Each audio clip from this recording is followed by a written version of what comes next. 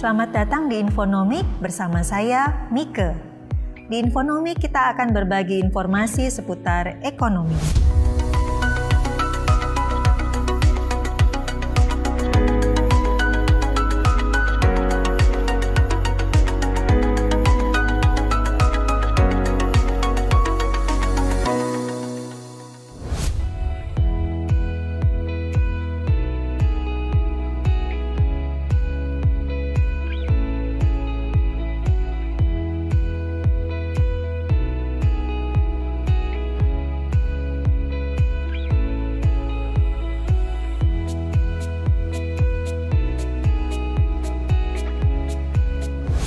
Infonomik kali ini kita akan berbagi tentang uang dan pernikahan.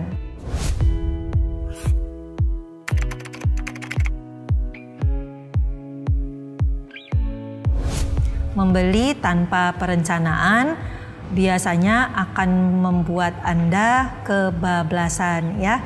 Jadi tentunya sebelum kita berbelanja, kita mesti punya rencana terlebih dahulu kita mau belanja apa.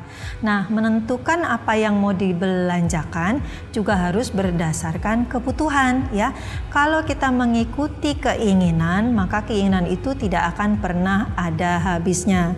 Apalagi kalau kita mengikuti program promo, sale, diskon ya, kita mungkin merasa program sale atau diskon itu membuat kita hemat. Padahal sebenarnya kalau tidak ada dalam daftar belanja kita sebenarnya sederhananya itu hanya mengeluarkan uang saja tanpa rencana. Jadilah pemborosan. Nah, rencana belanja ini harus kita buat setidaknya 2-3 hari sebelum tanggal gajian kita. Jadi begitu tanggal gajian kita nggak panik langsung ke supermarket belanja bulanan tanpa rencana. Itu tahu-tahu bisa menghabiskan setengah loh dari gaji Anda tanpa disadari. Karena segala sesuatu jadinya serba penting. Nah, padahal kita punya keterbatasan gaji kita. Jadi tidak semuanya yang penting itu pun juga harus dibayar. Makanya ada prioritas termasuk di dalam daftar belanja Anda. Nah, kalau Anda tidak ingin kebablasan, maka sebelum berbelanja sebaiknya Anda cek dulu di rumah sudah ada apa saja sehingga tidak double belanjaannya. Nah, sekali lagi yang namanya belanja itu memang kegiatan yang sangat menyenangkan. Karena itu harus ada pembatasan. Maklumlah kalau orang lagi dalam suasana senang, biasanya dia jadi lupa, termasuk senang ketika berbelanja. Jadi ingat, sebelum berbelanja, buatlah rencana belanjanya.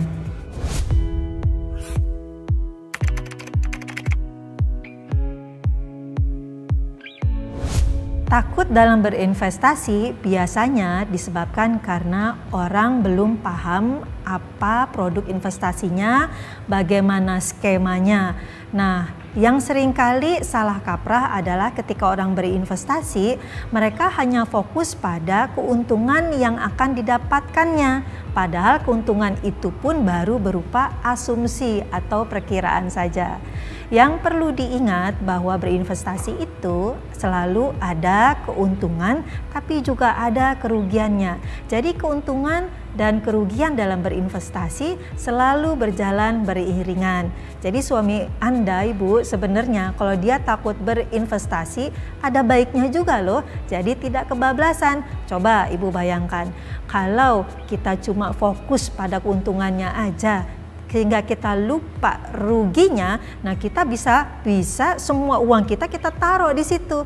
Nah, yang terbaik adalah kita menyebar penempatan dana investasi kita. Jadi jangan hanya ke satu jenis investasi saja.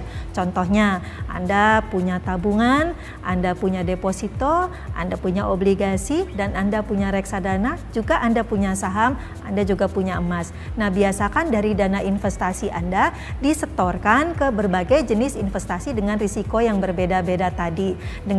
Dengan demikian, Ibu dan suami tidak perlu khawatir lagi terhadap risiko investasi hanya dari satu jenis investasi saja. Dengan menyebar ke berbagai produk investasi, maka risiko investasi menjadi lebih minimal.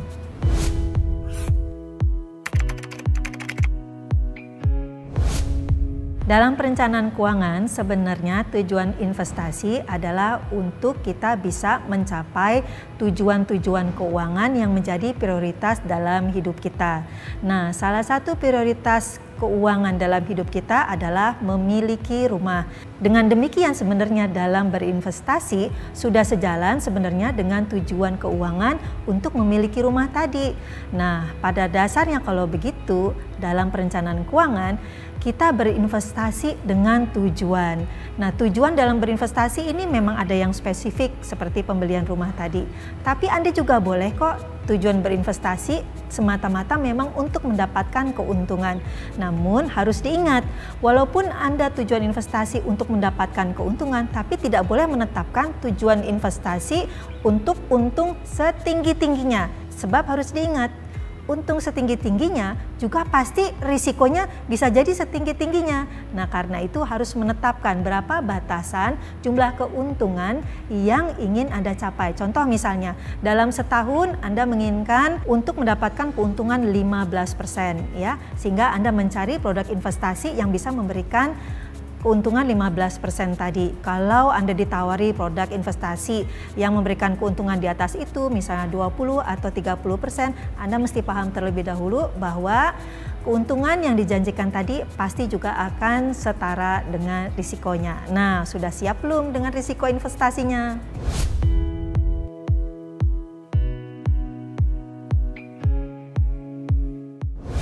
Perceraian dalam pernikahan memang menjadi suatu risiko yang bisa saja terjadi. Nah, kalau risiko perceraian terjadi, ada mekanisme mengenai harta gono gini, yaitu harta yang dikumpulkan setelah pernikahan menurut undang-undang perkawinan menjadi milik suami istri. Nah, tentunya perlu kita hitung terlebih dahulu setelah terjadi risiko perceraian tadi, berapa sih harta yang dikumpulkan setelah pernikahan. Ini tentunya berbeda dengan harta yang sudah dikumpulkan sebelum pernikahan. Nah, harta yang dikumpulkan sebelum pernikahan itu tetap menjadi milik masing-masing pasangan. Sementara harta setelah pernikahan itu bisa dibagi secara proporsional. Nah, kadangkala suami istri dalam kehidupan rumah tangganya sebelum perceraian membeli berbagai aset, misalnya rumah atau kendaraan dengan satu nama pasangan. Otomatis biasanya kalau sudah atas nama pasangan yang bersangkutan, maka harta tersebut bisa saja diklaim menjadi hartanya dia. Padahal uangnya mungkin yang digunakan adalah uang berdua. Nah, disinilah harus terjadi kesepakatan. Nah, ketika kita bernegosiasi dalam membagi harta gono gini, pada dasarnya harus didasari dengan niat baik. Kan pada awalnya juga ketika menikah kita juga ingin selamanya ya. Namun jalan hidup menentukan lain, sehingga di sini kejujuran, keterbukaan, keadilan haruslah menjadi dasar dari pembagian harta gono gini ketika perceraian terjadi.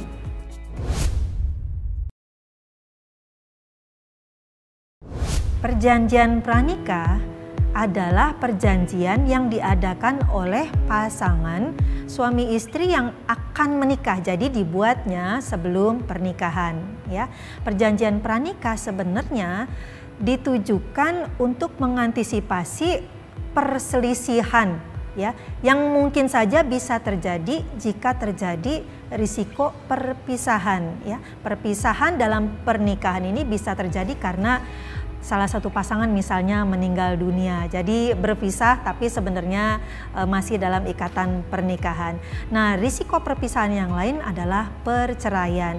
Di dalam perceraian maka ada diskusi mengenai bagaimana kita membagi harta yang sudah dikumpulkan selama pernikahan.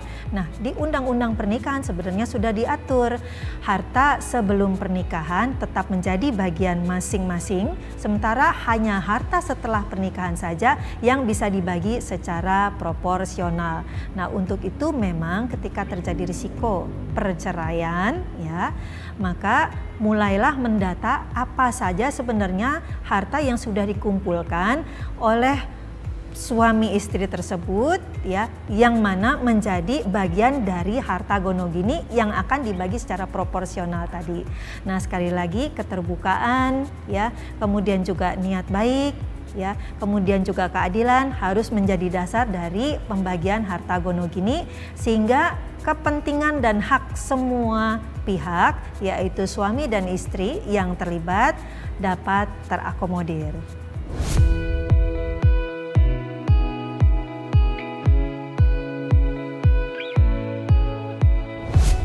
Dalam perencanaan keuangan rumah tangga, penghematan pasti harus dilakukan ya. Itu adalah suatu kebiasaan baik dan pola pikir yang memang harus diterapkan dalam kehidupan sehari-hari.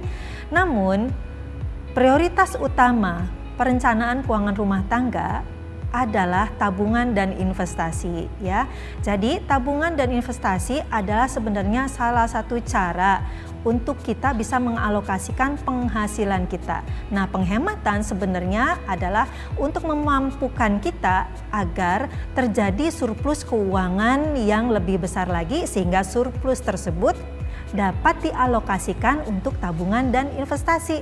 Coba bayangkan kalau pengeluaran Anda sama dengan pendapatan Anda. Kan tidak ada yang bisa ditabung atau diinvestasikan. Sementara kalau Anda melakukan penghematan sehingga terjadi surplus keuangan, maka ada sejumlah tertentu yang selalu bisa Anda tabung dan investasikan.